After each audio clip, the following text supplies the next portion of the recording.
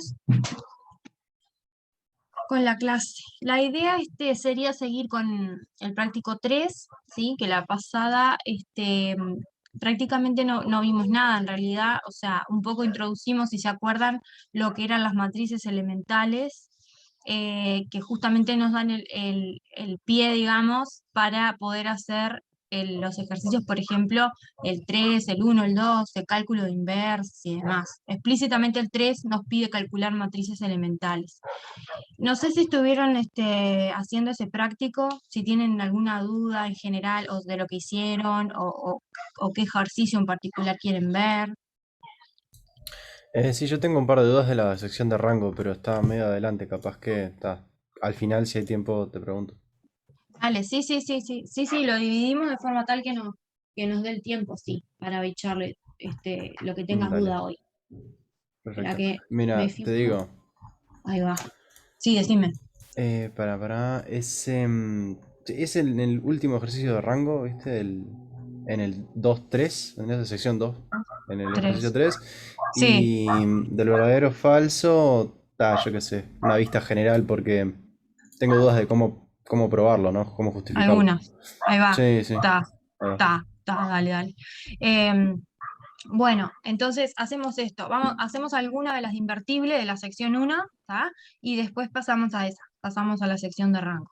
¿Tá? Dale, gracias.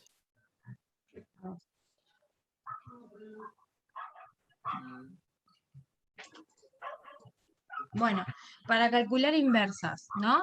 Para calcular inversas, la idea sería básicamente escalerizar, ¿sí?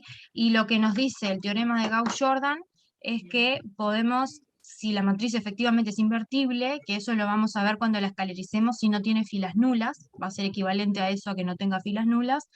Bueno, si pasa eso, entonces podemos escalerizar también hacia arriba, o sea, poner ceros por arriba de la diagonal principal, y de forma tal de llegar a una matriz diagonal. Y una vez que tengamos la diagonal, multiplicando cada fila por el inverso de la entrada diagonal que nos haya quedado, vamos de hecho a llegar a obtener la identidad, ¿tá? O sea, vamos a poder escalarizar hasta la identidad. Entonces, cuando hagamos eso, básicamente lo que vamos a obtener del otro lado, ahora vemos qué quiere decir del otro lado, del algoritmo, va a ser ya directamente la inversa de la matriz, ¿tá? Entonces, veamos un poco eso y, y bueno, y ya vemos cómo resolver alguna de los sistemas de ecuaciones de la parte 2 ahí. La siguiente matriz es invertible, calcular las inversas. Voy a pasar a la cámara a compartir pantalla. Está muy básico, pero al menos que todos manejemos el algoritmo para invertir, ¿está? El ejercicio 1.2 del práctico 3, entonces.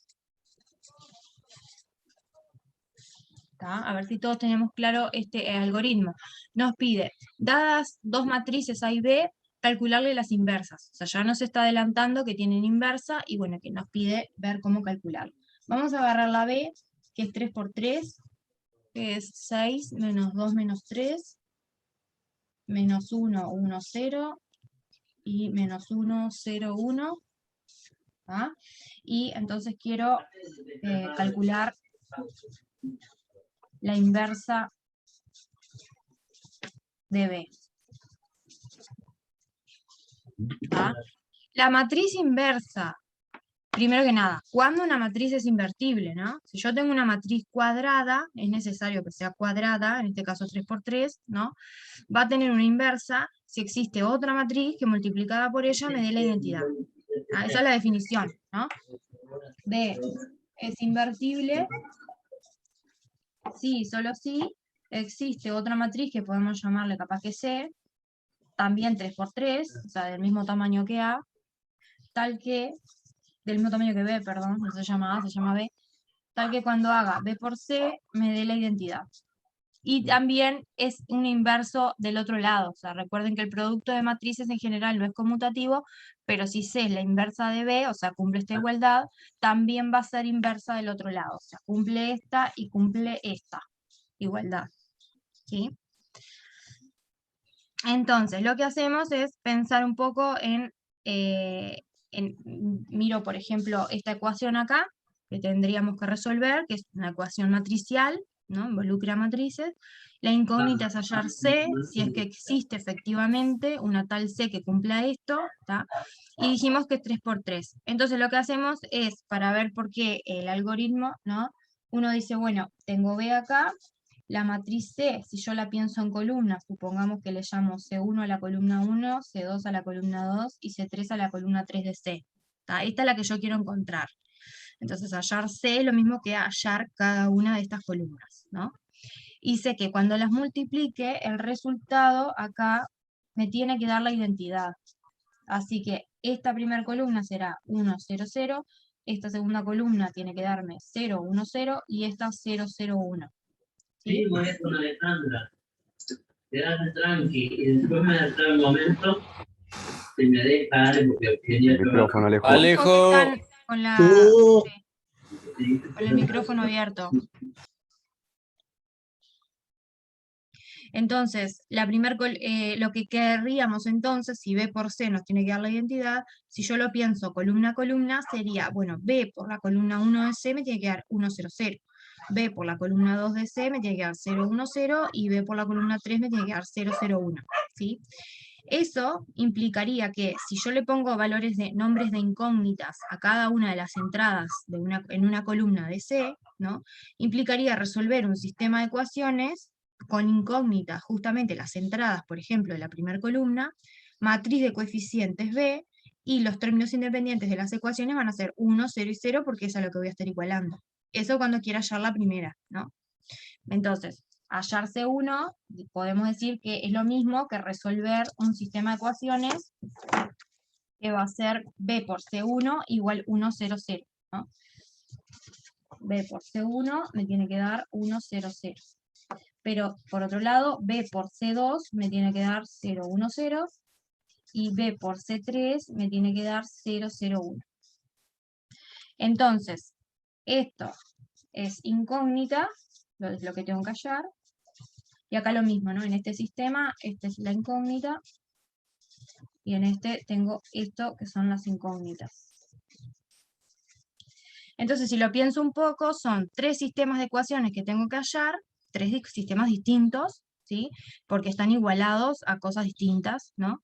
Pero lo que tienen en común es que la matriz de los coeficientes es la misma y es B. Entonces, lo que hacemos es resolver de manera simultánea los 3 sistemas escalarizando, ¿tá?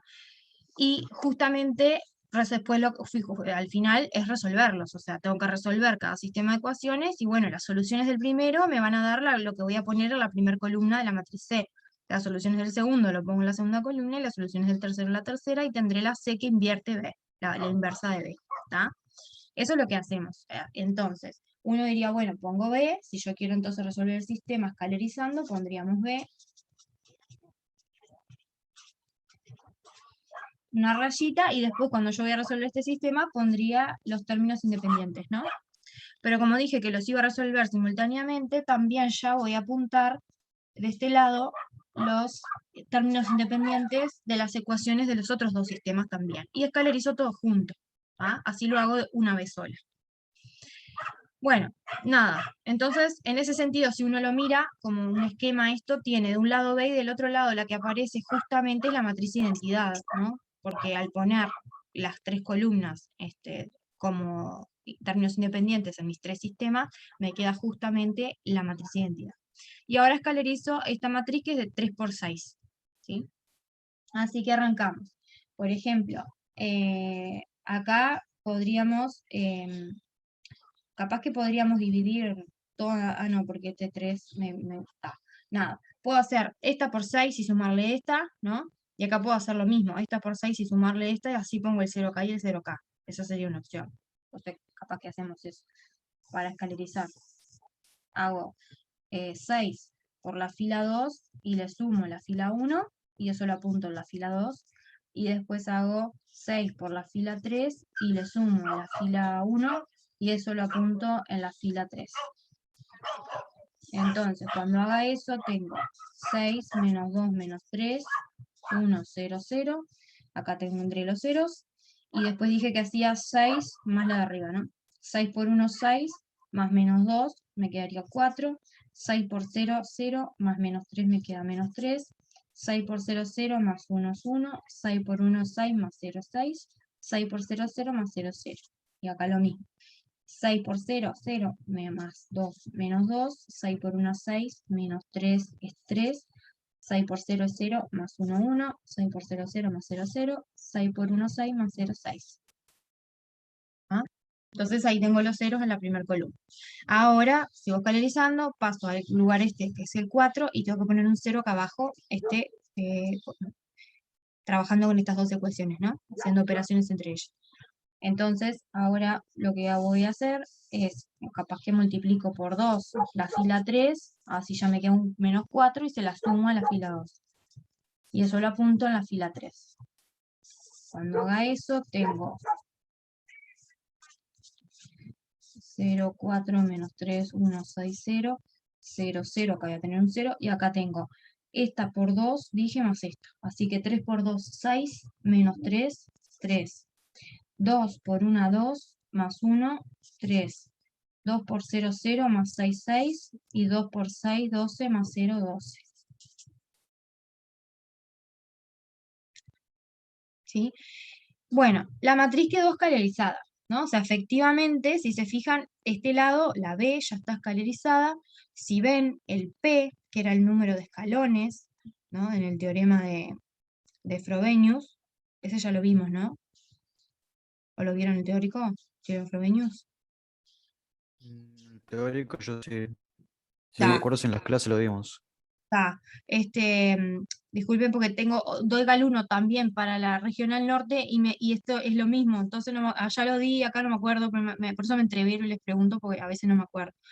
El teorema ese me dice, ¿no? Si yo tengo una matriz y después la escalerizada, yo puedo mirar cuánto es el n, que es la cantidad de incógnitas, en este caso es 3, y cuánto es la cantidad de escalones en la forma escalerizada. La cantidad de escalones es simplemente la cantidad de filas no nulas que tengas en la matriz escalerizada. Que acá tengo las 3 filas no nulas, ¿sí? Entonces, P sería 3 y coincide con el n, ¿sí?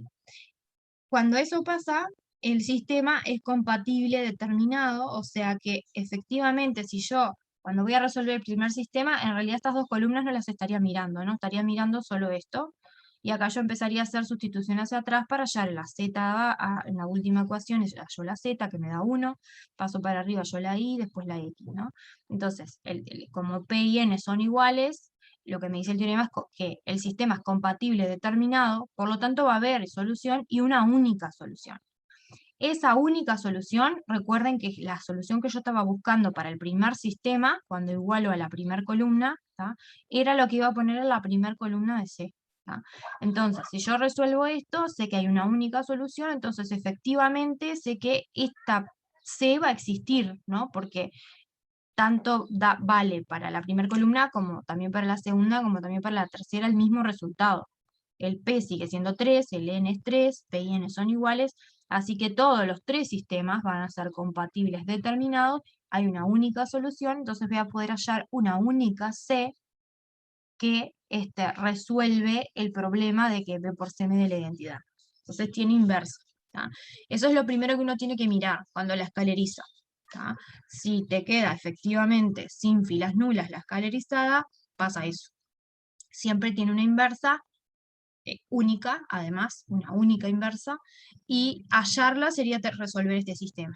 Estos tres sistemas, son tres. ¿tá?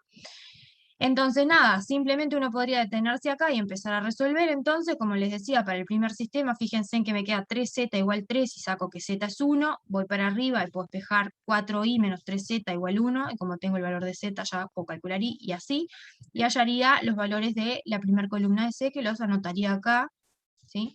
Luego haría lo mismo, pero igualando a 0, 6, 6, ya ahí, por ejemplo, el z, fíjense que me va a quedar 6 dividido 3, que me da 2, el valor es otro totalmente distinto, que es el que voy a poner ahora como soluciones de este, y así. ¿tá?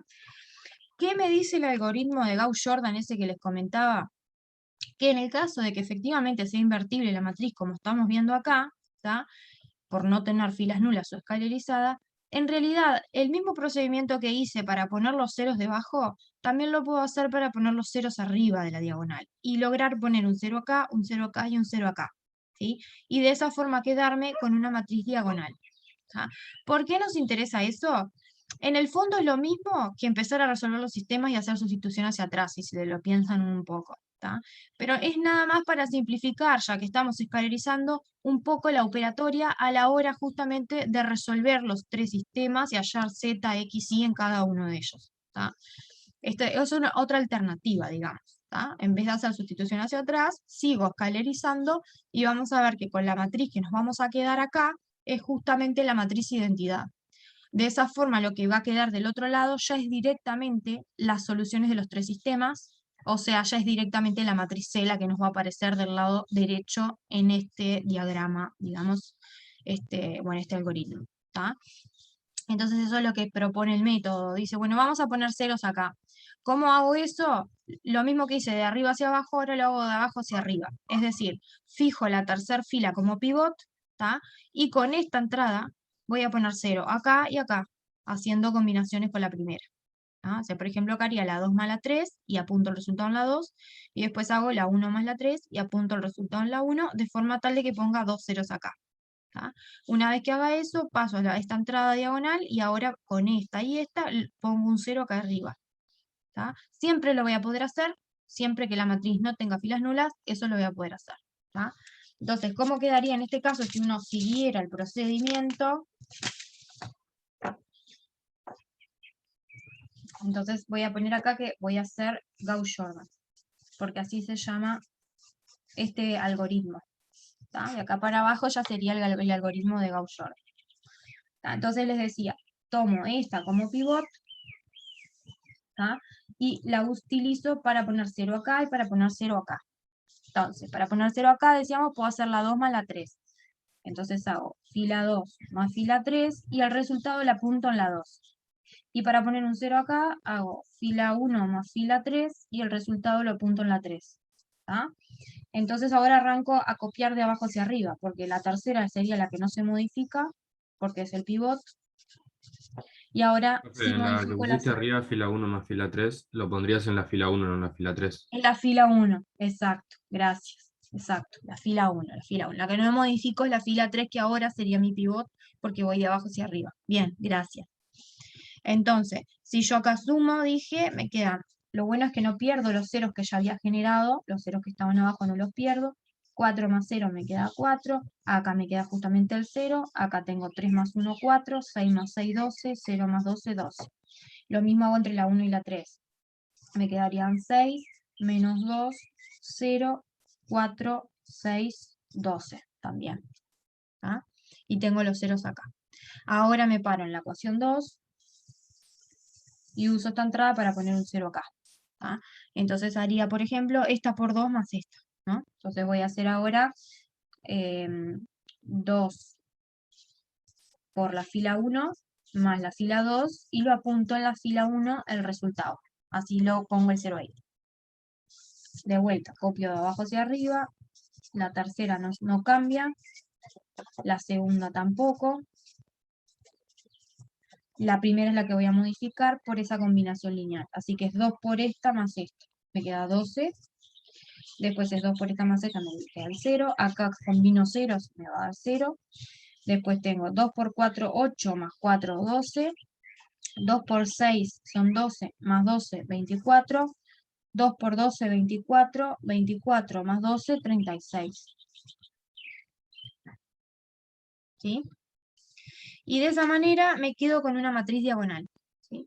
Entonces lo que propone él es ahora multiplicar cada una de las filas por el inverso del elemento diagonal, así logro poner unos acá. Entonces hago esta por 1 sobre 12, esta por un cuarto y esta por un tercio, y cuando haga eso a toda la fila, al menos de este lado me quedan unos. ¿Tá?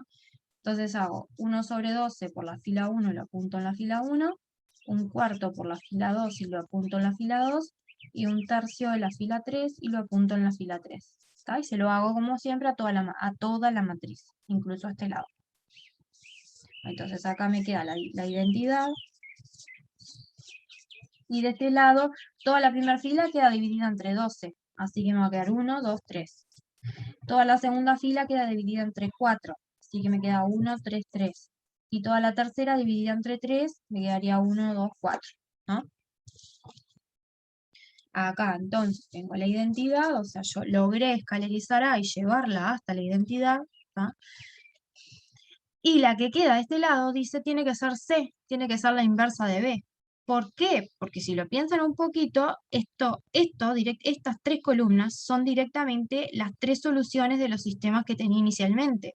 Porque ahora ya está todo despejado. Si yo miro la primera columna y recuerden que tenía que resolver este sistema, que es equivalente al original, B por C1 igual 1, 0, 0 para hallar C1, que era la primera columna de C, yo tendría un Z igual 1, o sea, directamente Z es 1. Después tendría un I igual 1, así que I es 1, justamente este valor. Y acá tengo un X igual 1, así que X es 1. Entonces, efectivamente, este vector que veo acá, o esta columna que veo acá, ya es la solución del primer sistema de ecuaciones aquel que teníamos, ¿sí?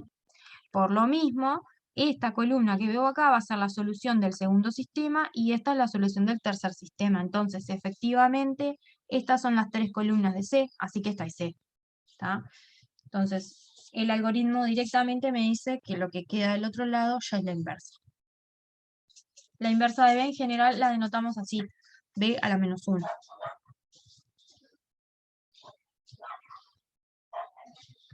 ¿Tá? Entonces, el algoritmo está bueno, ya tenés la inversa del otro lado. También está bueno porque además nos está diciendo que si una matriz es invertible, yo por medio de operaciones elementales la puedo llevar hasta la identidad, ¿no? Recuerden que eso era lo mismo que decir que si a B la multiplicaba por matrices elementales, la puedo entonces llevar hasta la identidad. Porque hacer operaciones elementales era lo mismo, ¿se acuerdan que vimos la pasada? Que multiplicar por matrices elementales. Si el movimiento o los cambios los estoy haciendo en las filas, que es lo que estoy haciendo acá al escalarizar, en la matriz B, lo que hacía era multiplicar a B por la izquierda por matrices elementales. ¿Tá? Entonces, uno si quisiera podría ir siguiendo acá en este algoritmo, todo el algoritmo que hice, cada una de las operaciones elementales que hice, ver a qué matriz elemental correspondería premultiplicar o multiplicar a la izquierda a mi matriz B. ¿Tá? Y ahí tendría el seguimiento, digamos, de todas las matrices elementales que aparecen a lo largo de este proceso. A veces nos pide eso, a veces no. Por ejemplo, en el ejercicio 1.3, justamente para la matriz 2×2, nos pide ver efectivamente cuáles fueron las matrices elementales que multiplican a A, en ese caso por la izquierda, que te dan como resultado la identidad. O sea, lo que está diciendo es, A es invertible, A la pudiste escalarizar hasta la identidad, así que si eso lo pudiste hacer, hay una cierta sucesión de matrices elementales que fueron a multiplicar a A por la izquierda para darte como resultado final la identidad. ¿Tá? Hallarlas es fácil, es simplemente, como les decía, como vimos en la clase pasada, ir viendo cuáles son las matrices elementales asociadas a cada operación elemental que yo haya hecho. ¿Tá? Tengan cuidado porque acá, cuando uno hace este tipo de operaciones, como la que hicimos ya en el primer paso, en realidad no estoy haciendo una operación elemental, estoy haciendo dos acá. O sea, esta operación no corresponde a una matriz, sino que corresponde con dos matrices elementales, una a continuación de la otra. ¿Tá? ¿Por qué? Porque si se fijan, la fila que modifiqué, primero que nada, la multipliqué por un número, eso es hacer una operación elemental. Antes de sumarle la fila 1, yo puedo pensar que la primera operación que hice es 6 fila 2, la cambié por la fila 2. Eso es una operación elemental y corresponde a una matriz elemental. Y después, al resultado que me quedó, le sumé a la nueva fila 2, le sumé otra fila, ¿no? Le sumé la fila 1. Entonces, eso corresponde a hacer otra operación elemental. Así que esta de acá, ojo que no es una matriz, son dos matrices elementales. ¿Se entiende? O sea, la que obtuve acá, se entiende. esta que obtuve acá va a ser el producto de la de arriba por 4 matrices elementales, porque para la primera operación hice 2 y para la segunda lo mismo, exactamente el mismo razonamiento, hice 2 operaciones elementales acá. Así que para pasar de acá a acá tengo 4 matrices elementales multiplicando a esta por la izquierda, ¿tá? Para llegar hasta esta.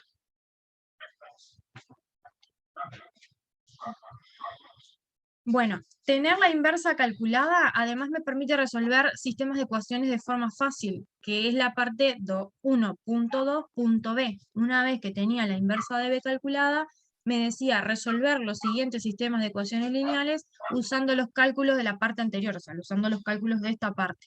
Ahora que tengo la inversa de b calculada, ¿cómo resolvería un sistema de ecuaciones? Por ejemplo, ahí me pone este sistema, ¿no? 2.b. B por X y Z igual 4, 1, 0.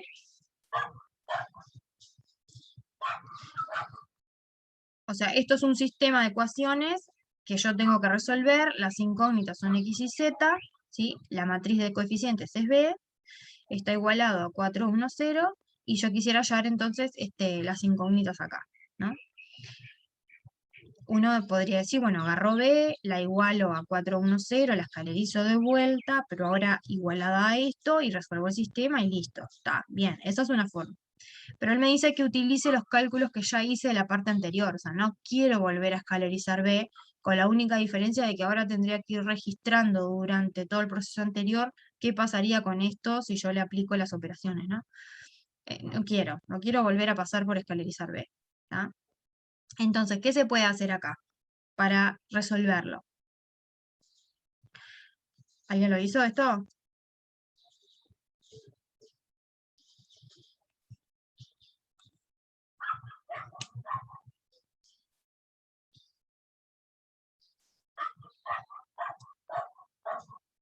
Vos sabés que esta tiene una inversa, ¿no? Esta matriz B tiene una inversa que se llama C. Recuerden que hoy más arriba en la definición dijimos que la C cumplía, que multiplicaba por B, daba la identidad. Y de hecho, de ambos lados, ¿no? O sea, la definición era esta, o sea, C cumple esto, ¿tá? Y esto fue lo que usamos básicamente para poderla hallar, ¿tá? Pero también recuerden que C multiplica B también por la izquierda para dar la identidad también. O sea, de ambos lados el producto de B por C me da identidad, ¿tá?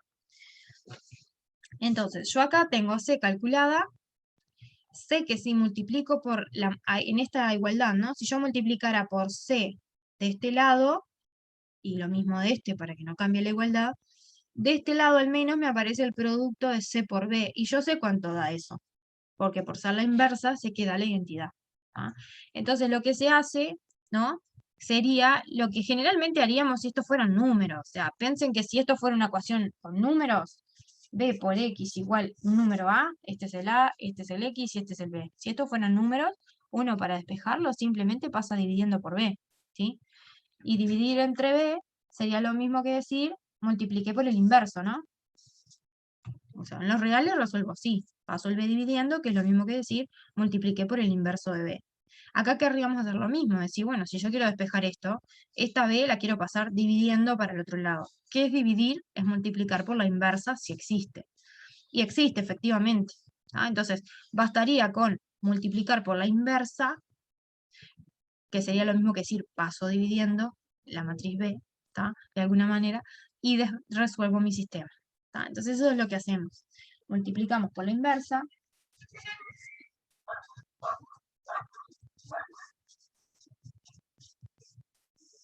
Esto es aparte. Estoy pensando en R, ¿qué hago para resolver? Multiplico por la C de los dos lados. De este lado, justamente lo que haría es cancelar, porque me queda la identidad. Es lo mismo que acá pasa cuando uno multiplica por 1 sobre B de ambos lados, ¿no? Cancela el B, simplemente queda el X. Por eso es que llevo a esta expresión, ¿tá? Entonces acá me queda la identidad, la matriz identidad, y la identidad es justamente el inverso multiplicativo en las matrices, o sea, el neutro multiplicativo en las matrices. Si yo una matriz columna la multiplico por la matriz identidad, no le hace nada, me lo deja igual, ¿tá? Entonces, y por este vector, o esta matriz columna, mejor dicho, me da lo mismo que X y Z.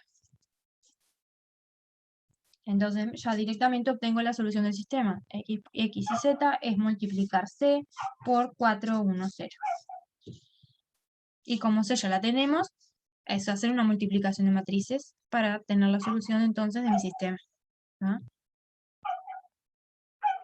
Habría que hacer acá 1, 2, 3, 1, 3, 3, 1, 2, 4 por 4, 1, 0, y eso me daría ya el valor de x, y de z.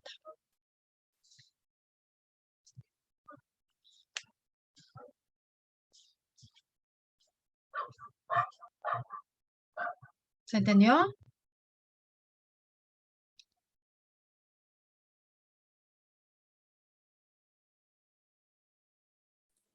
Sí. Está. Acá pongo esta es b a la menos 1. Así ven la analogía con esto, ¿no? X es b a la menos 1 por lo que tenía como a, que acá era esto.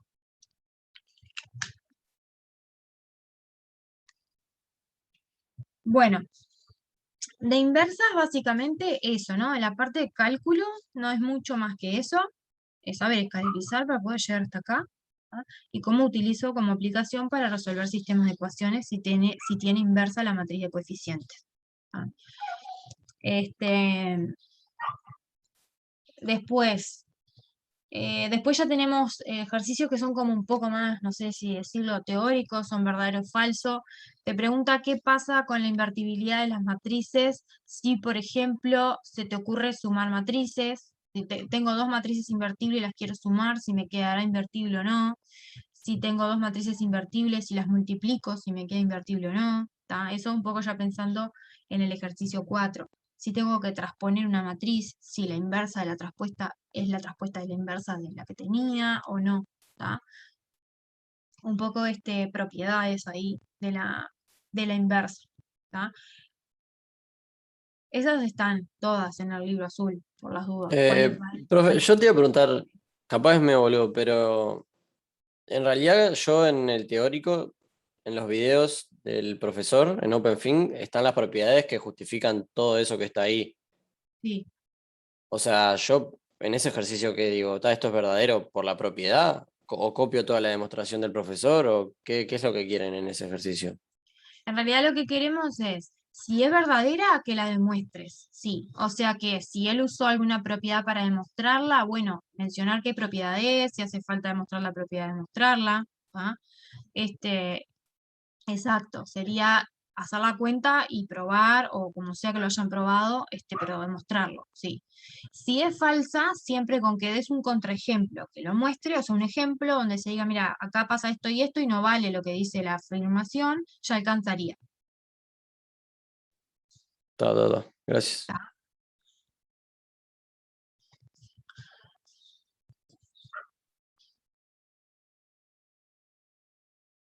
Bueno, también está bueno que ustedes, no sé bien cómo, yo no miré los videos, pero cómo lo hace, pero que ustedes lo vayan pensando, ¿no? A tratar de decir, bueno, a ver, tengo que usar la definición, porque lo único que sé es la definición para invertir. Más allá del algoritmo, que acá no me interesa porque estoy buscando ver qué propiedades valen, es pensar en la definición. Si yo sé que una matriz es invertible, multiplicada por otra me tiene que dar la identidad y no importa el lado por el cual multiplique. Esa es la definición. Con eso deberían de poder probar todas las que están en el 4, si es que son verdaderas, o encontrarse algún contraejemplo para ver que no vale.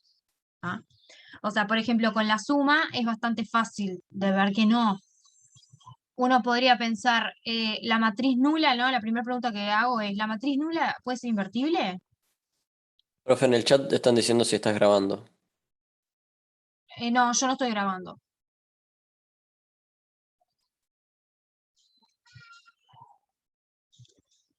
Entonces, digo, uno podría preguntarse, por ejemplo, ¿la matriz nula es invertible? ¿Puede ser invertible la matriz nula? No. Pues No, no hay nada que la multiplique que dé la identidad. es perfecto. No hay nada que la multiplique que dé la identidad. Cualquier cosa multiplicada por la nula va a dar siempre nulo. Entonces, la nula obviamente no es invertible. ¿Tá? A lo que voy con esto es que construirse un ejemplo de que, por ejemplo, la suma de dos matrices invertibles no da invertible, muy fácil podría llegar a ser agarrar un invertible, por ejemplo la B, esta que acabamos de invertir acá, ¿tá? Y tomar la opuesta de ella. O sea, si ella es invertible, su opuesta lo es, porque la inversa de hecho va a ser la opuesta de la inversa. Si la inversa de B era esta C, la inversa de menos B es menos C. ¿tá? O sea, eso también lo pueden ver si quieren y es fácil de ver por qué. Eso lo hace la multiplicación, ¿no? O sea, si B tenía una inversa que se llamaba C, menos B, yo digo, va a tener de inversa a menos C, porque si yo hago menos B por menos C, esto es lo mismo que hacer B por C por menos 1 por menos 1. Menos 1 por menos 1 es 1, así que esto es lo mismo que B por C y así. ¿Tá? O sea, esta menos C es inversa de menos B. ¿Tá? Entonces, si yo, por ejemplo, sumo B que es invertible con su opuesta que es invertible, obviamente me da la nula que no es invertible. O sea, ahí ya tengo un claro ejemplo de que si yo sumo dos invertibles, la suma no tiene por qué ser invertible, porque acá me da la nula que no lo es. ¿Tá? Esta no invertible, esta invertible, esta invertible. Acá estoy justificando este paso. Entonces, esto sería una forma de justificar una de las afirmaciones, por ejemplo, del 4, que dice la D, la 4.D. Una forma de justificar por qué no vale. Estaría dando como un contraejemplo, diciendo por qué no, ¿no? Tengo dos invertibles, estoy diciendo además por qué menos b es invertible, porque acá estoy diciendo explícitamente quién sería su inversa, y estoy mostrando que la suma no da invertible. Así que en general, suma de invertibles no es invertible. ¿Sí? Entonces, vieron que lo único que usé para probarlo fue la definición. B por C, sí. Eso es lo único que usé. ¿Sí? Eso es lo que se espera en realidad que hagan en el 4.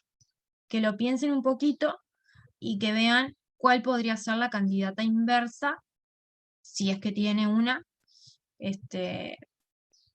para que el producto justamente por la que yo tengo me dé la identidad. Hay algunas que ya te dan la pista. La parte B, por ejemplo, dice, si A es invertible, entonces la inversa de la traspuesta es la traspuesta de la inversa de A. Ya te están dando el candidato supuestamente a inversa de A traspuesta. Dicen que es transponer la inversa de A. Entonces, si ya te están dando la posible C que te sirve como inversa de A traspuesta, lo único que tienen que hacer ahí para convencerse de que vale es hacer el producto. Agarran la traspuesta, lo multiplican por la supuesta inversa que dice la letra es A menos 1 traspuesta, y tienen que chequear que les da la identidad. Si les da la identidad, pueden afirmar que esa tiene que ser efectivamente la inversa de A traspuesta, porque recuerden que la inversa en una matriz es única. Entonces, si hay una matriz que verifica esta igualdad, esa tiene que ser la inversa, no puede ser otra. ¿Ah? Entonces, hay muchas que se demuestran eso, de vuelta, haciendo uso de la definición, recurriendo a la definición, siendo reiterativa.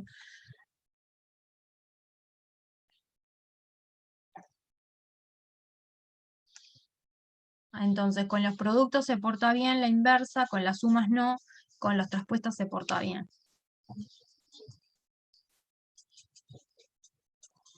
Esta vale, también vale cuando multiplican, que es el producto de las inversas, pero ahí hay que tener cuidado porque hay que cambiar el orden en el que multiplico A y B, las inversas en realidad, por un tema de tamaño. Si yo dejo acá B y A, B a la menos 1, A a la menos 1 y B a la menos 1, al revés puede ser que no las pueda multiplicar, de hecho. Entonces es necesario, cuando quiero invertir un producto, dar vuelta y invertir cada una de ellas y multiplicar. Eso se cumple. Esa es otra que vale para la inversa. ¿Tá? Esta sí, para la suma entonces no, con la suma no se porta bien. Con los escalares también se porta bien. O sea, si tengo alfa por A y tengo que invertir, es lo mismo que hacer 1 sobre alfa por A a la menos 1. O sea, invertir el escalar e invertir el A, la matriz A. Esta también vale. Como les digo, son muy fáciles de probar. Solamente tienen para esta, por ejemplo, tienen que agarrar A por B, multiplicarla por esto, que se supone que dice la letra que es la inversa, ¿tá? A por B lo multiplican por esto y tienen que chequear que verifica igual a la identidad. Si verifica, ya está, es la inversa. ¿Sí? Y pueden afirmar esta igualdad. Acá lo mismo. Si quiero ver que esto de este lado es la inversa de la traspuesta, agarro a traspuesta, lo multiplico por esto y veo si me da la identidad. Si me da la identidad, bien, es la inversa. Ya está.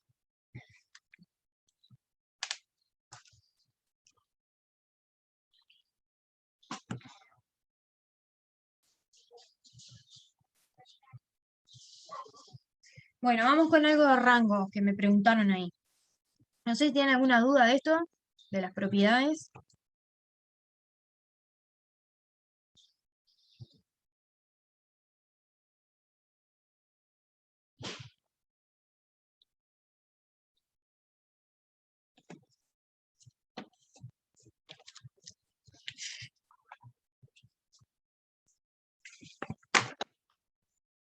Entonces rango.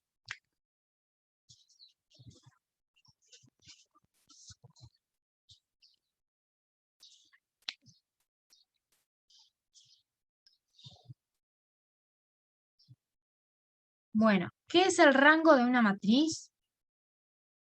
El rango de una matriz es el número de escalones en una forma escalerizada. O sea, se prueba que coincide con el P, que ya nos había dado el teorema de Frobenius. ¿Ah? O sea que, dada A una matriz M por N, ¿ah? El rango de A es P, donde P, según el teorema de Frobenius, era el número de escalones de una forma escalerizada de A.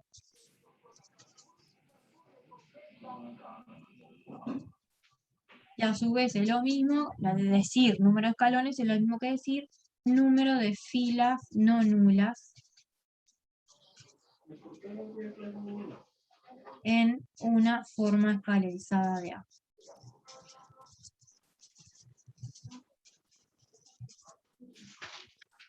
¿Está? Número de escalones es lo mismo que número de filas no nulas. En general usamos la letra R para indicar rango o RG de A. RG de A, a veces anotamos así, para hablar de rango. O a veces R nomás, si se entiende.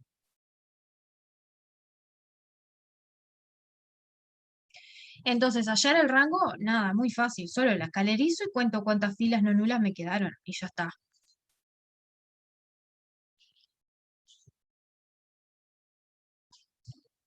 ¿Sí? En el ejercicio 2.1 es eso. Agarro las matrices que tenga y me fijo el rango. Hay algunas, por ejemplo la C, que parecen enormes de escalerizar, pero en realidad es muy fácil de darme cuenta cuál va a ser su rango. Vamos a mirarla.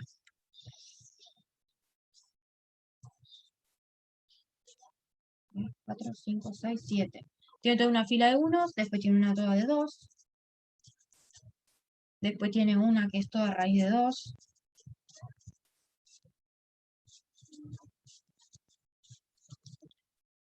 Después tiene una toda de ceros. Después tengo una toda de 4. Y tengo una que tiene todos ceros menos un 1 al final.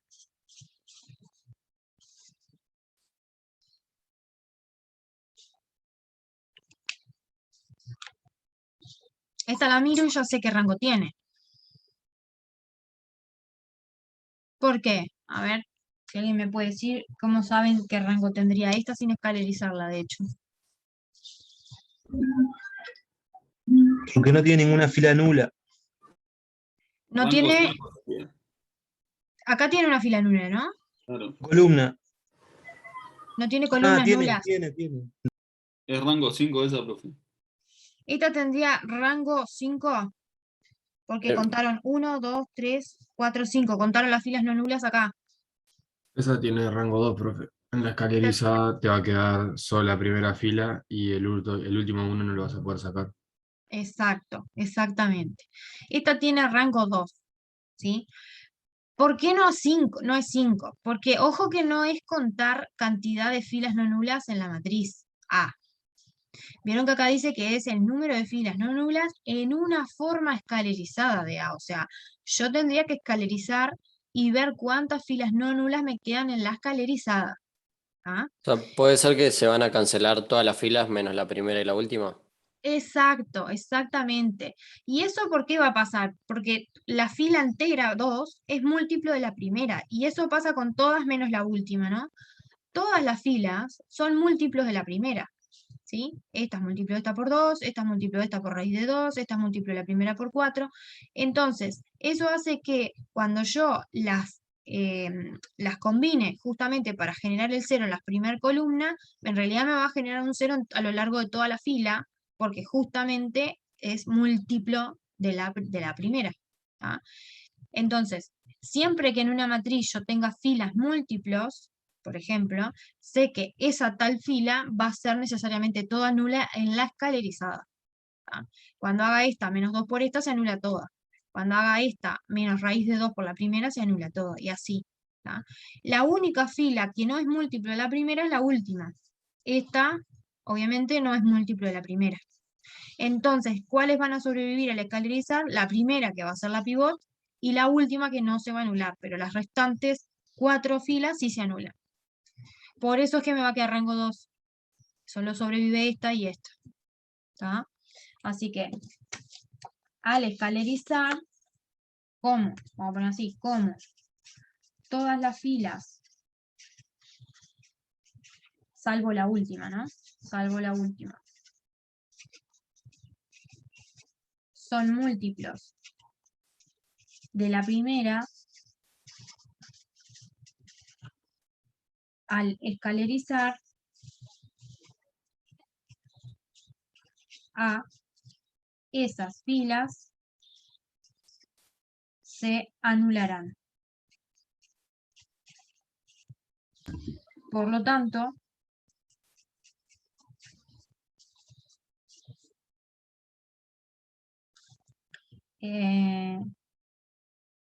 habrá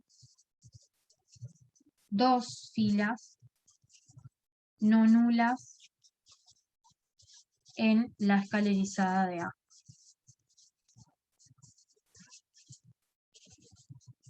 Así que entonces el rango de A va a ser 2. ¿Es un sistema incompatible indeterminado? Si yo pensara en resolver esto igualando, por ejemplo, el nulo al homogéneo, ¿decís? Sí, o sea, Sí, sí. es incompatible claramente, pero es indeterminado también. Es compatible, si fuera homogéneo, sería compatible indeterminado. Sí, exacto. Y al homogéneo, ¿a cuál? No, no tengo claro eso. Homogéneo es que esté todo igualado a 0, ¿no? Si están todas las ecuaciones igualadas a 0, entonces efectivamente tiene solución, porque el homogéneo siempre tiene solución, por lo menos la solución nula, todas las variables le pones valor 0 y obviamente va a verificar todas las ecuaciones iguales a 0. Entonces el homogéneo, la ventaja que tiene es que siempre es compatible. Como es todo 0, justamente cuando uno escaleriza ni siquiera se preocupa por ese lado, porque va a estar combinando ceros. Por eso acá como solo estás mirando la matriz de coeficientes, y esto lo pienso como matriz de coeficientes de un sistema, y no estabas mirando qué pasaba con los términos independientes, es porque digo, estás asumiendo que son los nulos, por eso te preguntaba si estabas pensando en el homogéneo. Ah, está. Si son los nulos, porque acá no estás mirando qué está pasando de este lado, entonces sí, es verdad, es compatible y va a ser indeterminado porque hay un montón de filas que se te anulan, así que vas a tener un montón de variables libres, ¿sí? Y si Sí, fuera así sola la matriz esa sin la otra. es que ahí no tengo un sistema, tendría una matriz, pero no sé cuál sería el sistema, Ah, ok, gracias. ¿sí? Si fuera una matriz, acá no necesariamente ceros, hay que tener cuidado, podría ser incompatible, puede no tener solución, porque fíjate que si toda esta fila 2 es múltiplo de la primera por 2, si de este lado los términos independientes no se verifica la misma relación, acá se te va a anular todo cuando escalerices, pero acá en este lugar no se te anularía esta entrada, y ahí te genera problema, te quedaría incompatible, ¿no? Entonces ahí depende mucho de lo que tenga de este lado, si estoy pensando en resolver un sistema efectivamente. Ah, perfecto. ¿Ah? Entonces, el rango de una matriz no solo nos cuenta la cantidad de filas no nulas que hay en un, sino que en realidad nos da mucha información sobre cómo son esas filas en A. Si hay relaciones entre ellas, por ejemplo, acá una matriz que tenía a priori 6 filas, pero tiene solo rango 2, o sea, en realidad me está diciendo que había mucha información repetida en las filas. Había muchas filas que ya eran múltiplos de otra o combinaciones de otras, ¿ah? Porque puede llegar a pasar, por ejemplo, pueden pensar un poco, si acá, por ejemplo, una fila, la tercera, no sé, fuera suma de las 2 primeras, también se anularía cuando la escalerizo. O sea, no necesariamente tienen que ser múltiplos de una. Puede ser que una fila sea combinación de otras, y eso va a hacer que cuando yo la escalerice también se anule esa fila. ¿Tá? Entonces el rango te está contando o te está detectando de alguna manera cuántas de las filas que originalmente tenés en tu matriz, cuántas pueden llegar a estar relacionadas de alguna manera por combinaciones lineales. ¿Tá? Solo 2 parece que no, pero las restantes sí están relacionadas con esas 2 que te estarían quedando. O son múltiplos, o son combinaciones lineales de esas que sobreviven, bueno, algo de eso, ¿no? Algo de eso tiene que estar pasando. Entonces, nos da información de la matriz.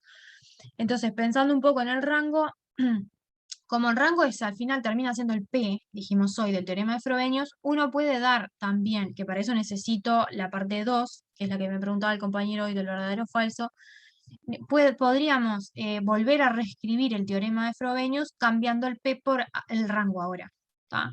Entonces, en lugar de P pongo rango. Entonces, lo voy a recordar porque así vemos el verdadero o falso de la parte ahí 2, que también parece que había, no sé si duda, pero no estaba seguro del todo si estaba bien.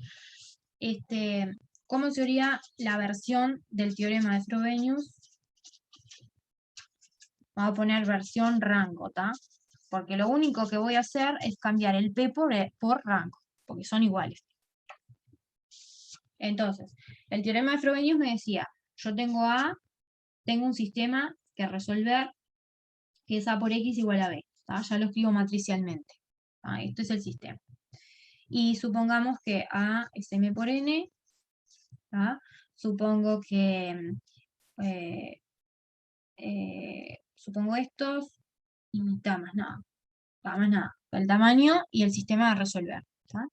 Entonces, sí, bueno, vamos a llamarle, él la llamaba P al número de escalones de A, ahora no voy a decir P, voy a decir rango, y le llamaba P' en el teorema al número de escalones de la ampliada, que es poner A rayita B, ¿no? Esa es la ampliada.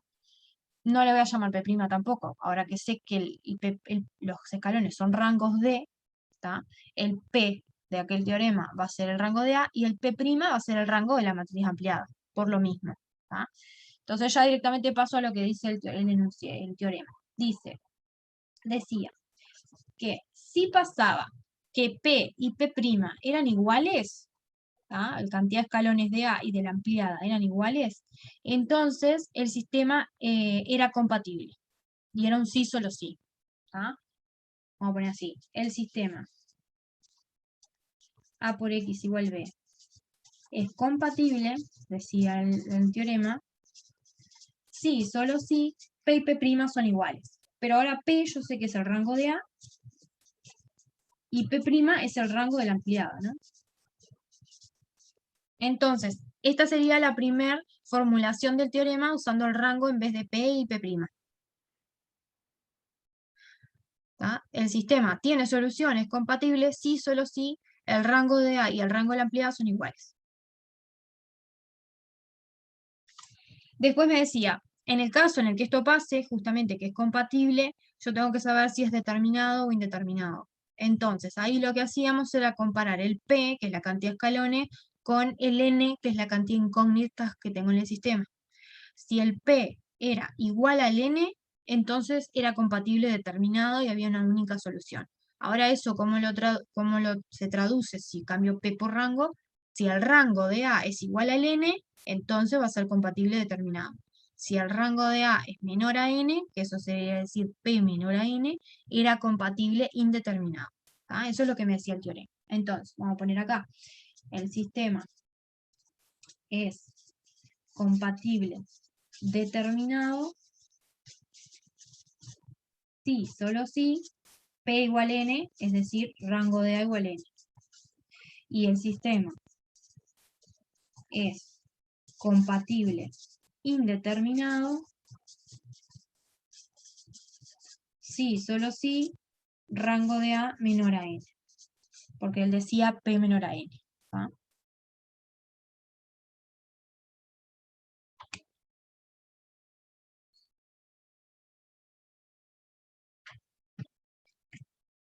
Entonces, si yo tengo claro este teorema, en función del rango ahora, las afirmaciones o las equivalencias están dadas en función del rango, ya resolver la parte del verdadero o falso es más fácil. ¿tá?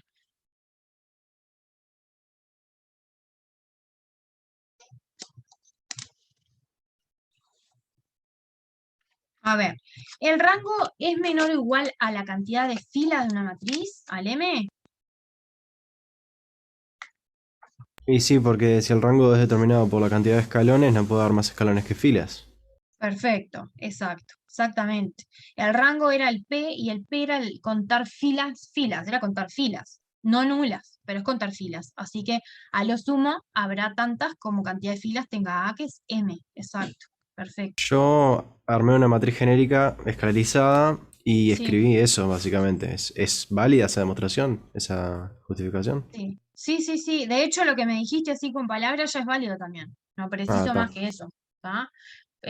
Porque dice justificar, no dice ni siquiera demostrar ni nada. Si dijera demostrar, capaz que es más formal, pero dice justificar, así que perfectamente en la parte A que dice rango de A menor o igual que M, verdadero, y lo que vos dijiste está perfecto. El rango de A es por definición el número de escalones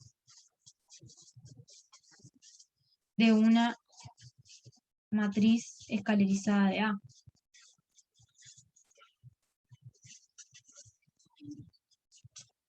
Y el número de escalones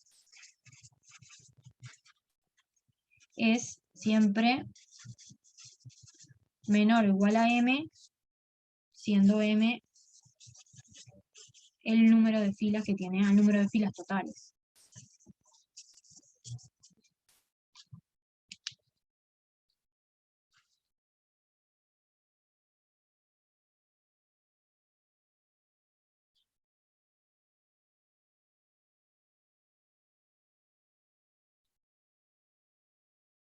Bueno, entonces esa es fácil, o sea, siempre es menor o igual a N.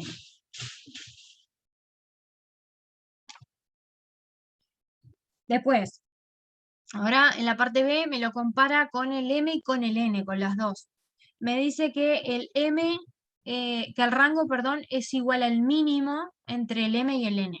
O sea que es menor o igual a M, pero también es menor o igual a N, y de hecho es igual al más chico entre los dos. Eso es lo que me afirma en la parte de B, por ejemplo, ¿no? Dice, el rango de A es igual al valor más chico entre el M y el N.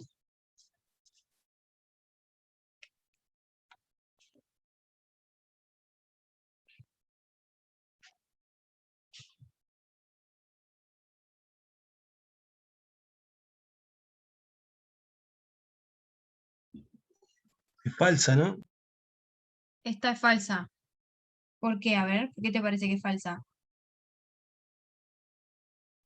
Entonces la miro ahí, ya digo, es falsa.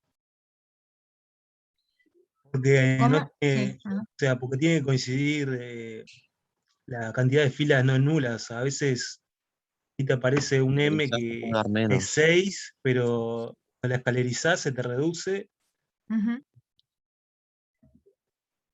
no tiene nada que ver, parece, no sé.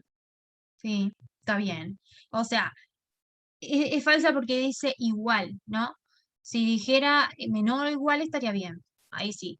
Exacto. Es que de hecho lo podemos ver en el ejemplo de arriba, el que acabamos de hacer recién que tenía todas las filas múltiplos de la primera. Este sería un contraejemplo, ¿no? Acá, si contamos, tengo el N 7, tengo 7 columnas. El M es 6. El mínimo entre 6 y 7 es 6. O sea, de este lado da 6. Pero el rango nos dio 2, o sea, no son iguales. Exactamente. ¿Tá? O sea, un contraejemplo, la parte anterior le podemos poner. ¿Tá? Falso. Contraejemplo. Contraejemplo. La matriz de la parte anterior.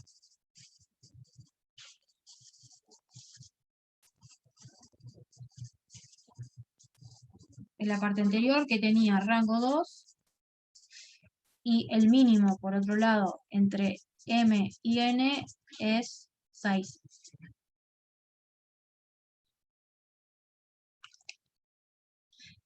Sí vale si dijera menor o igual, ¿no?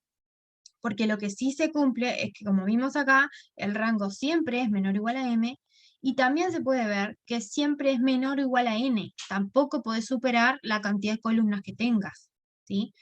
¿Eso por qué? Porque cada escalón ocupa cierta columna, además, ¿no? O sea, cuando uno cuenta escalones, en realidad lo que está mirando es si es un escalón efectivamente, hay alguna primera entrada en esa fila que no es 0, porque por algo es un escalón, no es nula. ¿Tá? Entonces vos te fijas dónde está esa primera entrada no nula en tu escalón y corresponde a alguna columna. O sea, esa primera entrada está en alguna columna. ¿Tá? Si yo tengo dos escalones diferentes, cada uno de ellos ocupa una columna distinta. O sea, la primera posición no nula en cada escalón ocupa una columna diferente. ¿Ah?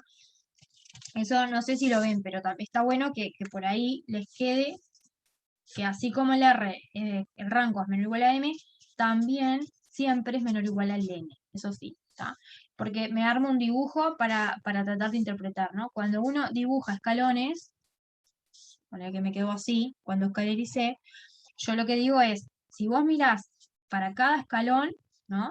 Cada escalón corresponde a una fila no nula. Entonces, si corresponde a una fila no nula, capaz que empieza con una sucesión de ceros, como pasa en la escalerizada justamente, pero hay una primera entrada en cada escalón que no es nula. Entonces, en este escalón, esta entrada primera es no nula, por ejemplo, tiene un 1. En el segundo escalón, capaz empezó con un 0, pero hay una primera entrada en ese escalón que no es nula, ¿sí? Entonces me fijo la posición en cada escalón, la primera entrada no nula en cada escalón. Vamos a suponer que acá hubiera también un 2, ¿está? Y después, no sé, capaz que es así, no sé. Y después todo 0. Esto también empieza con 0, 0 y después menos 1, y acá tendrían 0, un 0, un 0 y después está. Entonces, en cada escalón yo me fijo la primera entrada no nula, ¿tá? Y lo que veo es que justamente por tener la figura escalonada, cada primera entrada no nula en cada escalón está en una columna distinta a la matriz. Entonces, si yo tengo que poder ubicar mis escalones y cada uno de ellos en una columna diferente, no puedo tener más escalones que cantidad de columnas en mi matriz, ¿no? O sea, la cantidad de escalones siempre es menor o igual a la cantidad de columnas que tengas. O sea que esto siempre vale también.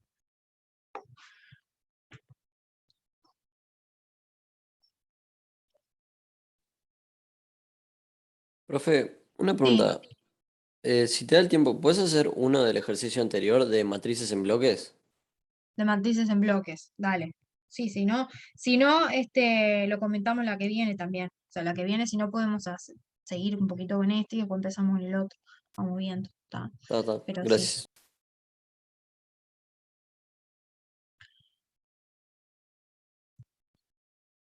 Bueno, y así tienen que ir pensando las del rango, ¿está? Ya la parte C, quiere que usen lo que escribimos hoy, el teorema de Frobenius como lo escribimos hoy, usando rangos, ¿está? Porque ya habla de sistema incompatible y no sé qué. Dice, si el rango de una matriz es menor al n, ¿no? Entonces el sistema es incompatible, dice la afirmación. Podés traer directamente el teorema y justificar con eso. Claro, es cierto que también importa mucho cómo es que pase esto primero, ¿no? O sea, para que esto se dé, antes tendría que chequear esto. Esa afirmación que está Es ahí falso. es falsa porque hay ejemplos en los que da compatible indeterminado, justamente cuando esto pasa y además pasa esto, ¿sí?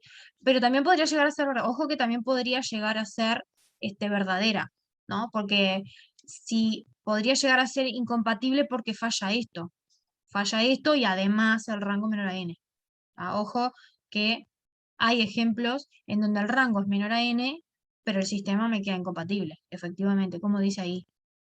Claro, O sea, claro. por las dudas, que ojo que estas dos condiciones de acá vienen antes con esta, ¿no? Vienen enganchadas con esta. Primero tengo que chequear la compatibilidad y después me pregunto por esto de acá, ¿tá? Entonces, es falsa porque puedo encontrar ejemplos de las dos cosas, que sea verdadero o que sea falso. ¿tá? Así que sí, basta con que pongan un ejemplo de una matriz que homogénea. Por ejemplo, siempre la forma más fácil de encontrar ejemplos y asegurarse que esta vale es poner homogéneos, sistemas homogéneos, poner B el nulo. Si a B le ponen el nulo, ustedes ya saben que siempre es compatible, pues siempre tiene al menos la solución trivial, entonces esto trivialmente se verifica y me olvido, me despreocupo por probar eso. Solamente pondría alguna matriz A justamente que cumpla la condición que tenga rango menor a n, y ahí ya tendré un contraejemplo, por ejemplo, de que la C no vale. ¿tá? Con un sistema homogéneo me quedaría siempre compatible y basta poner rango menor a n y ya estaría. Tendría un contraejemplo. Bueno, así deben de pensar las otras dos que faltan. ¿tá? Ya por lo menos respondimos las tres primeras.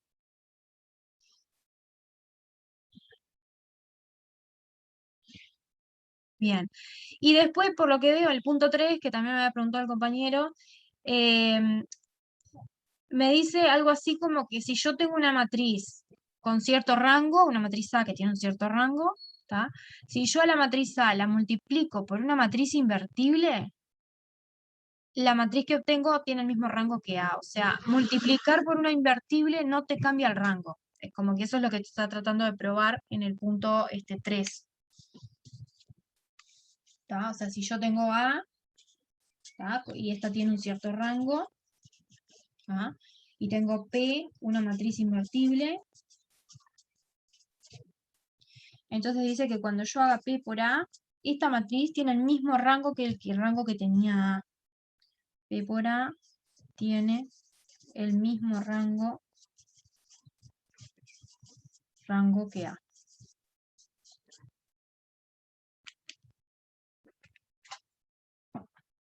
Multiplicar por invertibles no cambia el rango.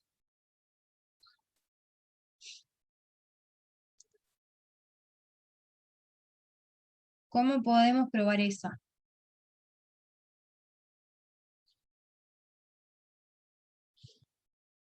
Y ahí sabes que P tiene rango n, porque es invertible, o sea, te lo dicen en la letra. Y Sí. la A tiene a lo sumo, el rango es menor o igual a n. Sí, exacto.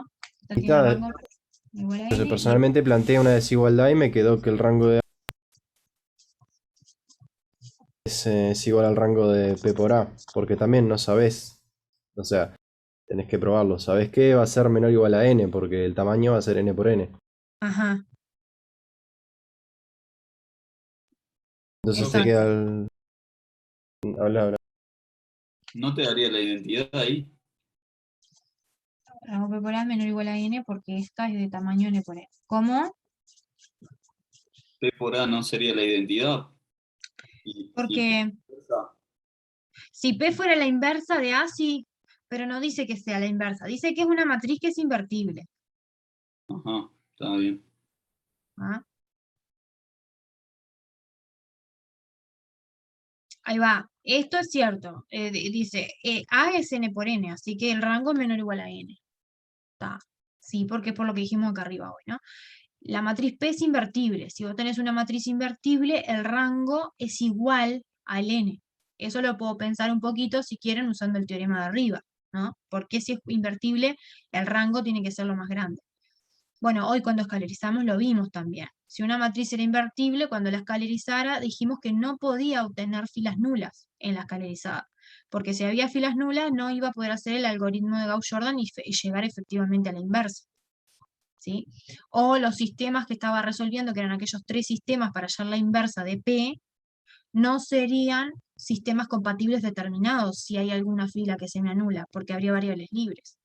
Y en ese caso, no habría efectivamente una inversa, ¿no? Si es compatible pero indeterminado y hay variables libres, no habría una inversa. Yo dije que la inversa, si existe, es una sola. Entonces, para que me quede compatible indeterminado, el rango de A sería menor a n. ¿Tá? Entonces, efectivamente, si yo quiero hallar soluciones de aquellos 3 sistemas cuando estoy invirtiendo y que además sea una sola, que sea única la inversa, necesito que cada uno de aquellos sistemas sea compatible determinado, o sea, el rango tiene que ser n. Está bien, perfecto. Eso siempre vale para las invertibles. Tienen rango máximo, se dice, rango n, ¿tá? Si es n por n.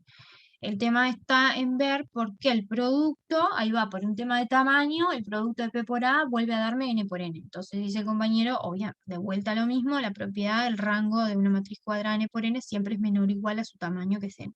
Pero ¿por qué es igual al de A? ¿Sí? Porque este rango me queda igual al de A. Eso es lo que hay que ver.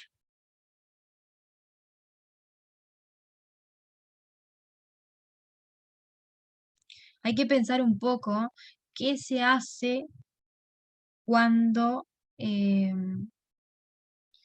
cuando multiplico, primero cuando estoy multiplicando, si se fijan a por una matriz a la izquierda, ¿no? En ese sentido, lo que estoy haciendo, si quieren, es operaciones en las filas de A. Cuando yo multiplico por P, esta matriz, si yo la miro en las filas, ¿no? Lo que tiene son combinaciones lineales de filas de A, porque lo que hice al multiplicar por una matriz P por la izquierda, estoy haciendo cosas, operaciones en las filas de A. ¿tá? Entonces, en esta matriz, lo que hice fue operaciones con las filas de A.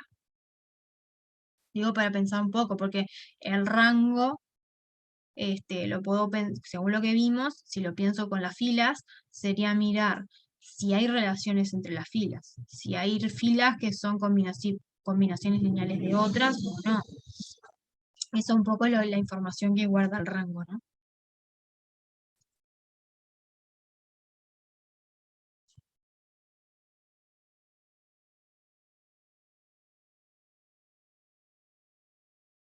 Entonces, hay que pensar un poco y ver cómo escribiríamos esto o por dónde podríamos, si es haciendo combinaciones lineales con las filas.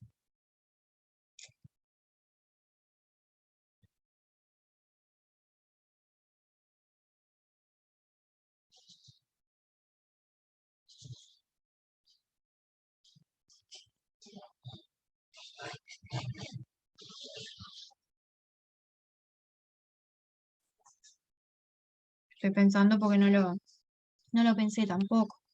¿Qué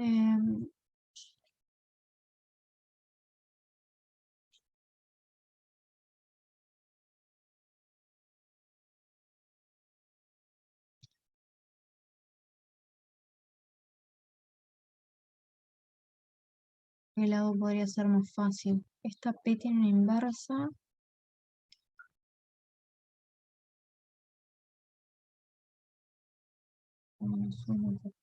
Esa.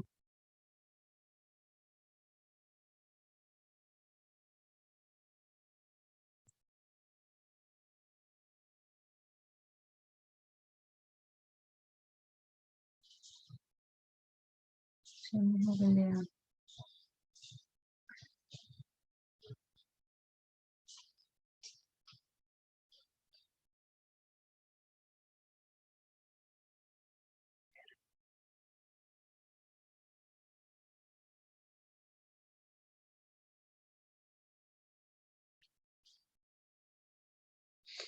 No sé si convendrá escribir la P como producto de elementales, porque esta P, por ser invertible, ¿no?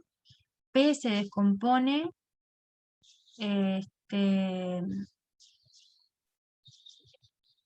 P por ciertas elementales me da la identidad, o sea que P es producto de elementales, ¿no? Eso es algo que vale si la matriz es invertible, que está en el ejercicio 2, allá arriba, en el 1.3.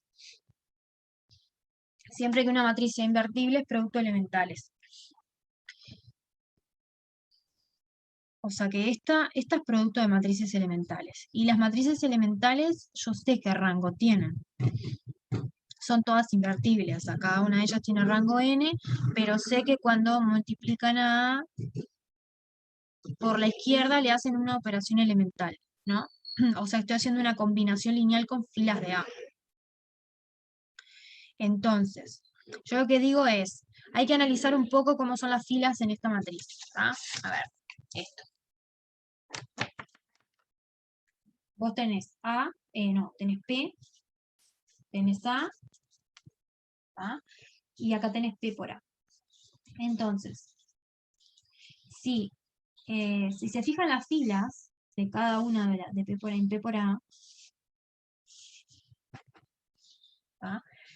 Esta fila 1 es necesariamente combinación lineal de filas de A con escalares en la primera fila de P.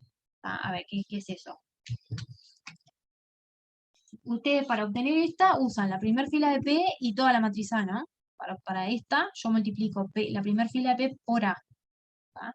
Entonces, fíjense en que para obtener, por ejemplo, que lo vemos acá en un ejemplo. O sea, si yo tuviera 1, 2, 3, 4, ¿no? Y yo lo tengo que multiplicar por, estoy pensando solo en la primera fila de P, supongamos que la primera fila de P fuera 1, 1.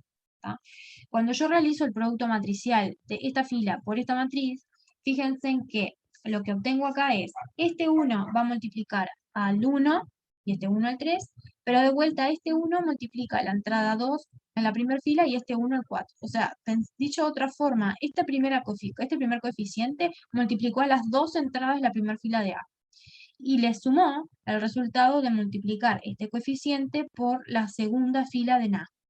¿Tá? Entonces, esta primera fila que obtengo acá es esta combinación. Hice 1 por la primera fila de A, la voy a escribir así, más 1, de vuelta, por la segunda fila de A. ¿Sí? Porque el 1 siempre multiplico la primera fila, este 1 en la segunda fila, y además sumé para obtener el resultado acá. ¿Ah? Lo que estoy diciendo es que la primera fila esta, entonces, que en este caso sería la única que hay, si acá estoy pensando solo en una fila, es, fíjense, una combinación lineal entre las filas de A, ¿no? Esta es la fila 1 de A, esta es la fila 2 de A, y estoy haciendo una combinación lineal con ellas, con ciertos escalares o números, que ¿quiénes son además de esos números? Justamente las entradas que están en la primera fila de la matriz, en este caso sería P. ¿Ah? Entonces, esta fila, la fila 1, y de hecho pasa con todas, si miro las restantes filas en P, ¿tá? Lo que puedo decir es que las filas de P por A son combinación lineal de las filas de A.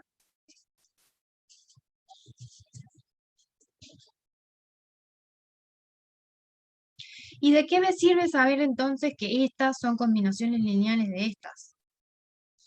¿Sí? Que si estas son combinaciones lineales de estas, el rango de P por A siempre es menor o igual que el rango de A. Porque en el rango de A yo voy a contar si había combinaciones lineales en las filas de A, esas se me van a dar filas nulas en la escalerizada. ¿Tá? A su vez, las filas de P por A son combinaciones lineales de las filas de A. Entonces, si estas son combinaciones lineales de estas, y el rango lo que detecta en A es si hay combinaciones lineales a su vez entre filas de A, el rango de P por A, el rango de P por A me detecta si hay combinaciones lineales entre las filas de P por A. ¿Tá? Pero las combinaciones lineales que haya entre las filas de P por A, en el fondo, si yo hago combinaciones lineales con estas, voy a estar haciendo combinaciones lineales con filas de A, porque cada una de estas es una combinación lineal de filas de A. ¿Tá? Entonces, el rango de P por A, en general, siempre es menor o igual que el rango de A, por tener esta condición de que las combinaciones, estas filas se obtienen haciendo a su vez combinaciones lineales con filas de A. ¿Sí? ¿Lo ven eso? O sea, de acá yo puedo decir que el rango de P por A es menor o igual que el rango de A. Sí, se ve así. ¿Tá? Me faltaría la otra desigualdad para tener la igualdad. ¿Tá? Pero para la otra desigualdad pueden razonar análogamente, pero multiplicando ahora por P a la menos 1 de ambos lados, porque P a la menos 1 es invertible. ¿Sí? Entonces ahora piensen así, empiezo con P por A. ¿Tá? Y esta tiene cierto rango. Hago el mismo razonamiento arriba, pero al revés. Empiezo con esto. En vez de empezar con empiezo con esto. Ahora agarro una matriz invertible para multiplicar a esta por la izquierda. ¿Cuál? P a la menos 1. Agarro P a la menos 1 que es invertible. ¿Tá? Por lo que acabamos de decir acá arriba lo recién probamos, que si yo empezaba con una A que tenía cierto rango y la multiplicaba por la izquierda por una invertible, probé que esa invertible por la que yo tenía rango menor o igual que la que yo tenía. ¿Tá? Entonces acá, si yo aplico análogamente eso, pero ahora para P a la menos 1 y para esta en lugar de A, tendría que, si yo miro la matriz P menos 1 por P por A, ¿tá? Esta matriz va a tener rango menor o igual al rango con la cual yo empecé, que ahora es P por A. Yo tendría que el rango de esta va a ser menor o igual que el rango de P por A. Pero esto es A, porque P menos 1 por P es identidad. Identidad por A es A. Esto es rango de A.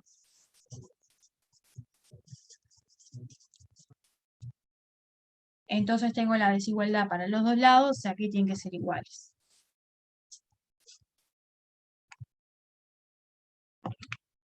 Está medio feo escrito, hay que escribirlo más lindo, redactarlo mejor capaz.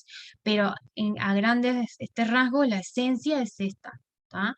Es pensar un poquito en lo que pasa en las filas del producto, que son combinaciones lineales de las filas de A, que el rango, tengo que tener como incorporado o interiorizado, que el rango de una matriz es un número que me detecta en el fondo cuántas filas de A sobreviven, es decir, cuántas filas de A no son combinaciones lineales entre ellas. ¿Tá? Las que se mueren, las que terminan siendo ceros cuando escalerizo, es porque en realidad en A eran ya combinaciones lineales de otras. Entonces, si yo pienso que el rango cuenta eso, y a su vez tengo que las filas de P por A, las combinaciones lineales, son combinaciones lineales las filas de A, puedo entonces deducir esto, siempre que P sea invertible. Entonces, si esto vale para P invertible, después lo vuelvo a usar, pero ahora empiezo con P por A, multiplico por P menos 1, que es invertible, y vuelvo a usar este resultado con P menos 1 y P por A ahora. Y tengo la otra.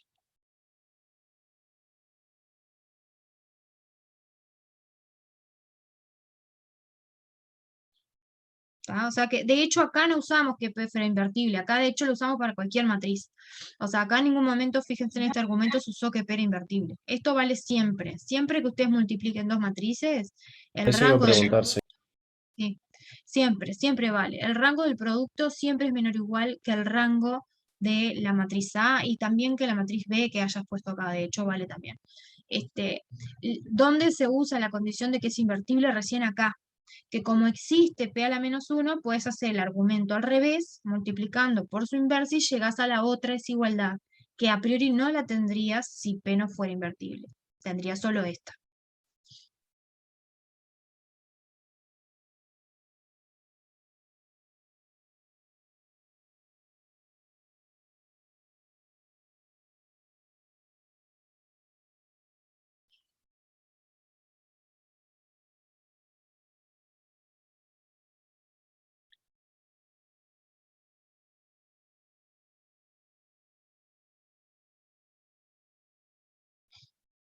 ¿Tá? Bueno, ya estamos pasaditos un poquito de la hora. La que viene, miramos si quieren alguna de esas, la matriz de bloque que me preguntaron. Y bueno, y después ya habría que ver algo, capaz alguna aplicación de esas de la factorización LU, capaz también vemos alguna, y después ya empezaríamos con algo capaz que del 4, del práctico 4.